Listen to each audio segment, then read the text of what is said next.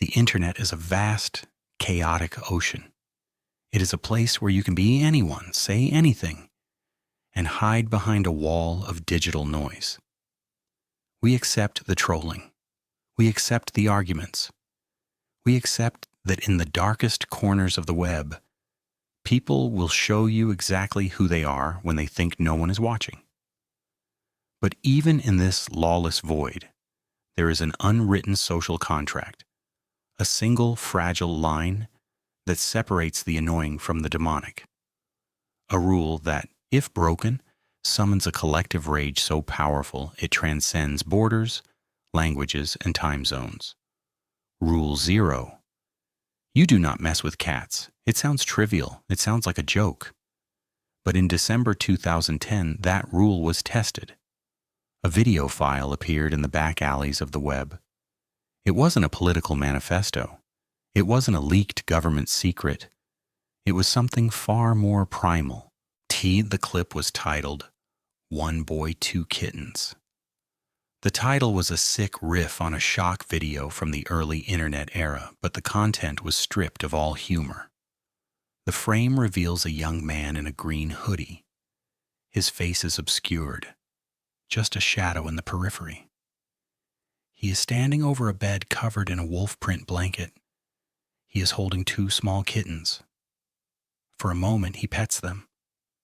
The scene is almost tender, and then the atmosphere shifts. The air leaves the room. He places the animals into a vacuum seal bag.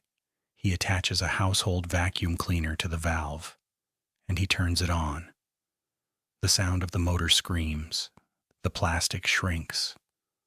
The struggle is desperate, silent, and suffocating. Most people who stumbled across this footage closed their laptops in horror. They tried to scrub the image from their brains. But a small, fragmented group of strangers didn't look away. They hit pause. They leaned in. They didn't see a video. They saw a crime scene. They didn't know who this man was. They didn't know what country he was in. All they had was a pixelated green hoodie and a generic bedroom. But in that moment, a pact was formed. In the silence of the chat rooms, they were going to find him. What they didn't realize was that the man in the video wasn't hiding. He was waiting. He had set a trap, and by clicking play, by analyzing the frame, by fueling the outrage, they were giving him exactly what he wanted. He was already planning the sequel, and the next time the camera turned on, the victim wouldn't be a cat. To understand the monster, you have to dismantle the myth he spent a lifetime building.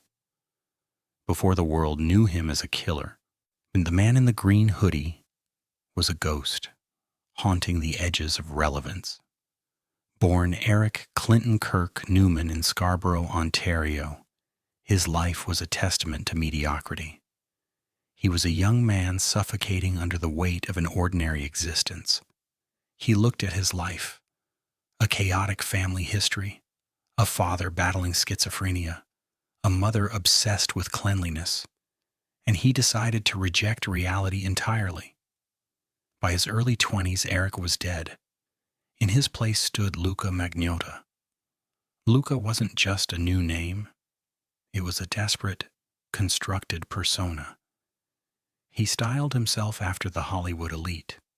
He dyed his hair, changed his walk, and practiced his expressions in the mirror.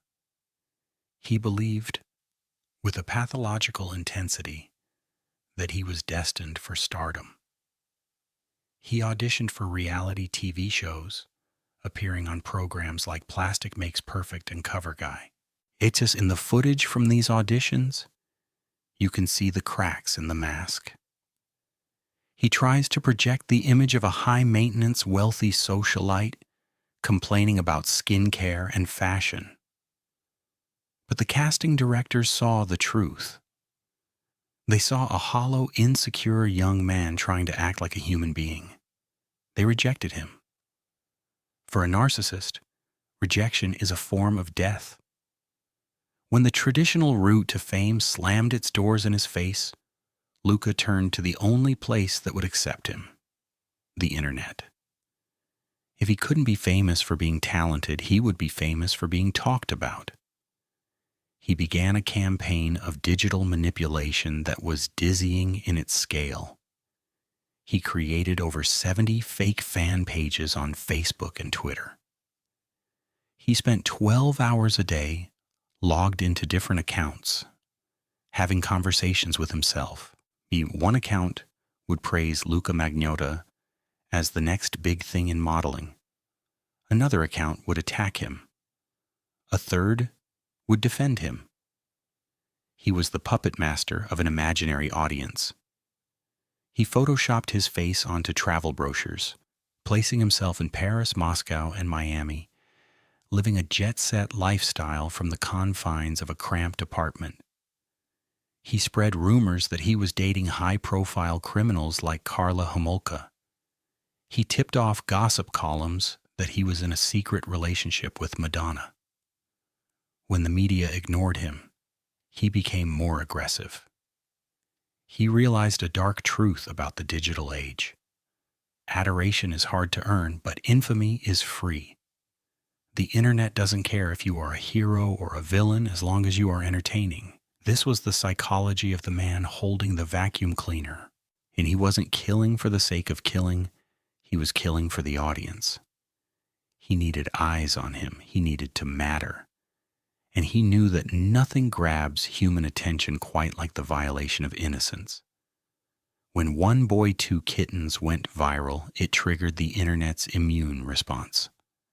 A Facebook group emerged, christened with a name that sounded absurd, but carried a deadly serious intent. Find the Kitten Vacuumer for great justice. The group was led by Deanna Thompson, known online as Bodie Movin, and John Green. These weren't police officers, they weren't private investigators. They were data analysts, office workers, and students. They were the people you pass on the street every day. But collectively, they possessed a terrifying set of skills. They treated the video not as a piece of content, but as a grid of data points. Yes, they began the process of forensic crowdsourcing. They couldn't see the killer's face, so they looked at everything else. They analyzed the sockets on the wall. The voltage and the shape of the outlet suggested North America, or they looked at the vacuum cleaner itself, a specific bright yellow model. They cross-referenced sales data, narrowing down where that specific unit was sold. Then they found the blanket. On the bed, beneath the struggling kittens, was a fleece blanket with a wolf print. It was tacky, distinct, and rare. The group scoured eBay and casino gift shops until they found the exact match. It was a blanket sold in a specific chain of stores. But the breakthrough came from a piece of trash. In the background of the video, barely visible in the low light, sat a pack of cigarettes. The sleuths zoomed in and enhanced the contrast and sharpened the image. It was a distinctive blue box, a Canadian brand. The search narrowed instantly. They were looking for a man in Canada. Luka, of course, was watching them. He wasn't hiding in a bunker. He was sitting at his computer, refreshing the Find the Kitten Vacuumer page. He loved it. He joined the group using his sock puppet accounts. He would drop false leads, suggesting the killer was in Russia or Los Angeles. He would defend the artistic expression of the video. He was playing a game of cat and mouse, but he believed he was the cat. He taunted them. He realized that the more he gave them, the more they talked about him. The investigation wasn't stopping him. It was fueling him. Emboldened by the attention and frustrated that they hadn't caught him yet, he escalated. A second video appeared, feeding Python. In this clip, he feeds a kitten to a large snake. Then a third video, a kitten in a bathtub. The methodology was becoming more elaborate, the cruelty more refined. He was testing his audience. He was desensitizing himself. The internet sleuths were panicked. They knew the psychology of serial killers. They knew the triad. They knew that animal cruelty is rarely the endpoint. It is the rehearsal. They tracked his digital footprint to a specific name, Luka Magnotta. They found his modeling photos. They found the fan pages. And then they found the smoking gun. In one of Luka's old modeling photos, hanging on the wall behind him, was a poster for the classic film Casablanca. In the background of one of the kitten videos, shadowed and blurry, was that same poster. It was him. They had the name. They had the location, they had the evidence, they took it to the Toronto police. They handed over a digital dossier that connected every dot, and the police did nothing. To the authorities, this was internet noise. It was a jurisdictional nightmare involving anonymous videos and a cat. It wasn't a priority. They dismissed the sleuths as hobbyists with overactive imaginations. They didn't understand what Deanna and John understood. They didn't see the trajectory. They didn't realize that Luka Magnotta wasn't just abusing animals. He was training for the main event. Luka felt invincible. The police had ignored him.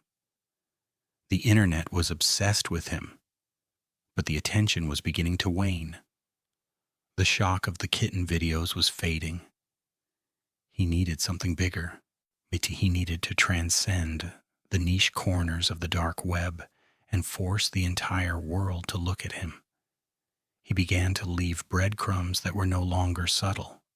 They were threats. He sent an email to a journalist at The Sun in London.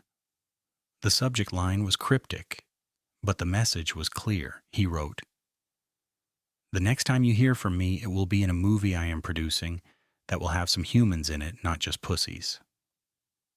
It was a declaration of war. He was telling the world exactly what he was going to do.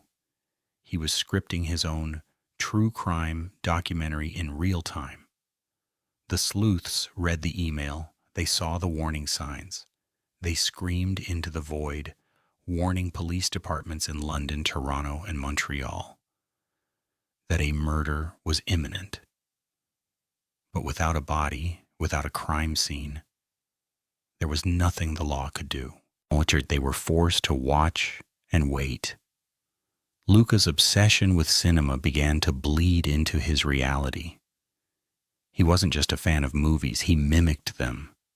He was obsessed with Basic Instinct, particularly the character of Catherine Trammell, the icy, manipulative killer who toys with detectives. He was obsessed with American Psycho. He viewed his life through a lens, quite literally. He began to set the stage for his masterpiece. He rented a shabby apartment in Montreal. He bought a camera. He prepared the props. He didn't want to just commit a murder. He wanted to create a piece of content. He wanted a legacy. This is where the story shifts from a digital mystery to a human tragedy. We must pause here to speak of the victim, because Luka Magnotta tried to erase him. He tried to turn him into a prop. But Jun Lin was not a prop. Jun Lin was 33 years old. He was an international student from Wuhan, China, studying computer engineering at Concordia University in Montreal. He was a man of quiet dignity. His friends described him as kind, responsible, and deeply devoted to his family. He worked part-time at a convenience store to support himself. He had dreams. He had people who loved him. He was building a life in a new country, navigating the complexities of being a gay man in a new culture. He was trusting. In May 2012, Jun Lin crossed paths with Luka Magnotta. We will never know exactly what words were exchanged or what promises were made to lure him into that apartment. But we know that Jun Lin walked into Unit 208, and he never walked out. On May 25th, 2012, a video was uploaded to the Gore site, suspicious link removed, where it was titled "One Lunatic, One Ice Pick." The title was a callback to the infamous Two Girls, One Cup, another nod to viral culture. But the video itself was a descent into hell. It opens with music. The song True Faith by New Order plays in the background, an upbeat, synth pop track that stands in sickening contrast to the visual. The camera is steady. The lighting is deliberate. In the center of the frame, a man is tied to the bed.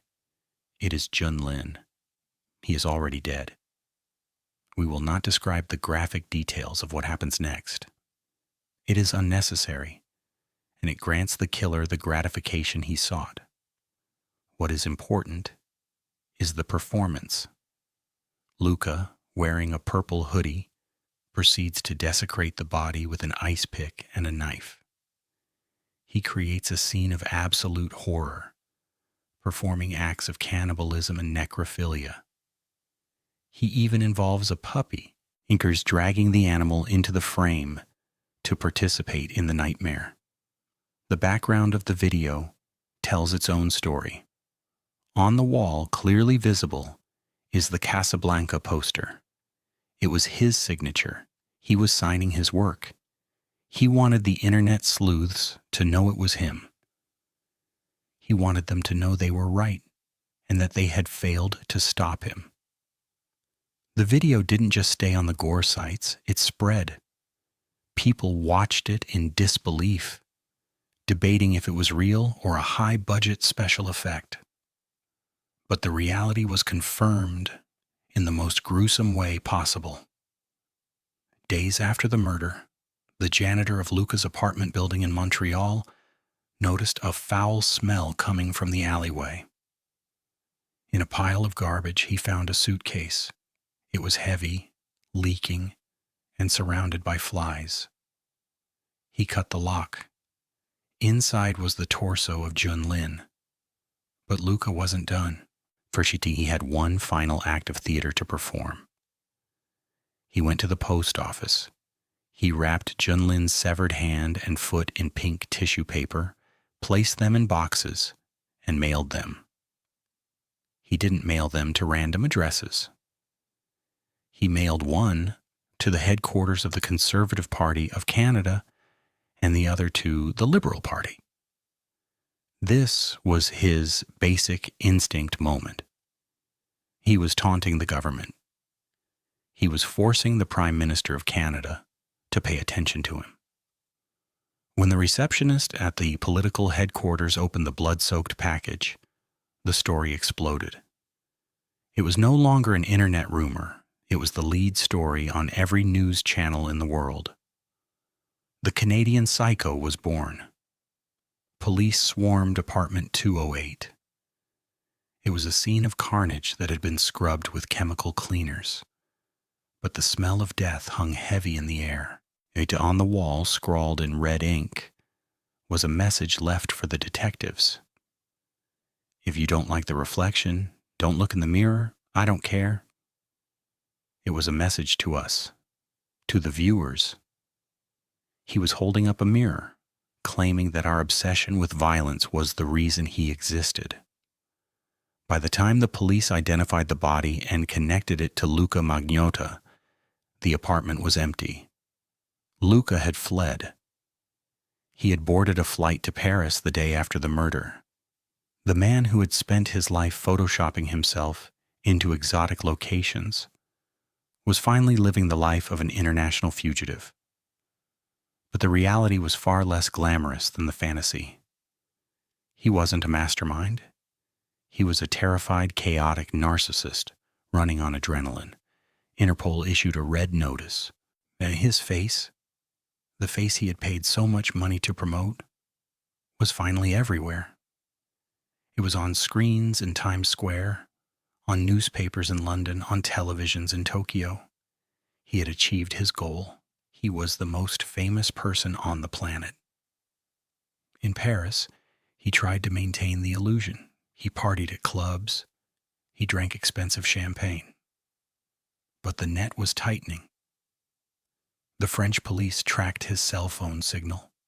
They found his hotel room, but they missed him by hours. In the room, they found pornographic magazines and air sickness bags from the flight. He was messy. He was leaving a trail. The internet sleuths were now working in tandem with the authorities. They were scrubbing through the thousands of photos Luka had posted over the years, looking for clues to his habits, his contacts, his obsessions.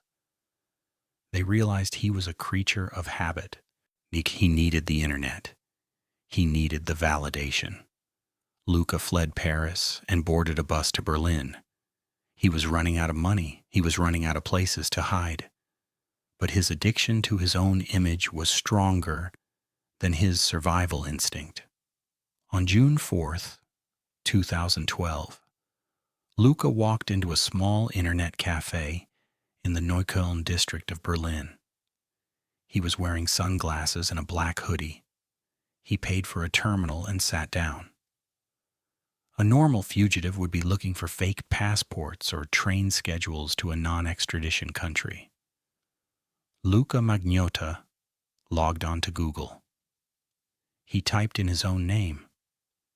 He spent his final moments of freedom reading news articles about himself. He was scrolling through the comments, drinking in the horror, basking in the moniker, the Butcher of Montreal. The owner of the cafe, a man named Kadir Anlaisli, was reading a German newspaper. On the page was a photo of the world's most wanted man. Kadir looked at the photo. He looked at the man in booth 25, the high cheekbones, the pouty lips. It was him. Kadir walked outside and flagged down a passing police patrol car. 7 German officers entered the cafe. They approached the booth. Luka didn't run. He didn't pull a weapon. He didn't fight. He simply looked up at the officers, lowered his sunglasses, and delivered the line he had likely rehearsed in his head 1,000 times. You got me. Even in his arrest, he was acting.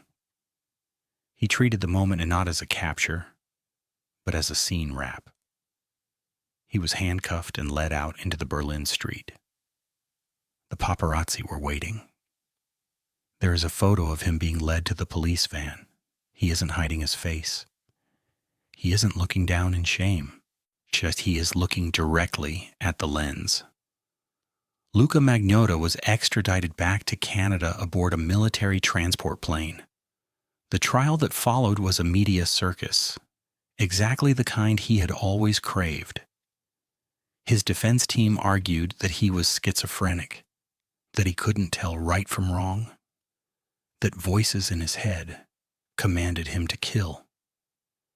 But the jury saw the evidence. They saw the emails sent to London months before the murder. They saw the rehearsal videos with the kittens. They saw the meticulous editing of the murder video, the selection of the background music, the staging of the poster. This was not the chaotic act of a madman. This was the calculated production of a director. The jury found him guilty of first-degree murder. He was sentenced to life in prison with no possibility of parole for 25 years. Luka is currently sitting in a maximum security prison in Quebec. Reports from the inside paint a pathetic picture. He acts like a diva. He complains about the brand of chocolates in the commissary. He brags to other inmates about the fan letters he receives. And he does receive them. There are people in this world who write to him, who romanticize him, who keep his ego fed even behind bars. The story of Luka Magnotta is a tragedy for the Lin family who lost a son to a monster's vanity. But it is also a dark parable for the digital age. The internet sleuths, Deanna, John, and the thousands of others, were heroes. They did what the police couldn't. They utilized the hive mind to track a killer across the globe. But they also live with a haunting question. one that lingers long after the case is closed. Did they stop a killer? Or did they help create one? Luka Magnotta was a fire that burned on attention. Every time the group posted about him, every time they analyzed his videos, every time they screamed his name, they were pouring gasoline on the flame. He escalated from kittens to snakes, from snakes to humans, specifically because he knew they were watching. He murdered Jun Lin to give his audience the finale they were waiting for. He made us complicit. He turned the entire internet into witnesses. The One Boy, Two Kittens video is still out there, floating in the dark recesses of the web. It stands as a monument to Rule 0. We learned that the internet can catch a killer, but we also learned that the internet can make one. Luka Magnotta wanted to be a star. He wanted to be remembered. And in the most horrific way possible, he won. He forced us to look. And now that we've seen what lies beneath the surface of the web, we can never look away.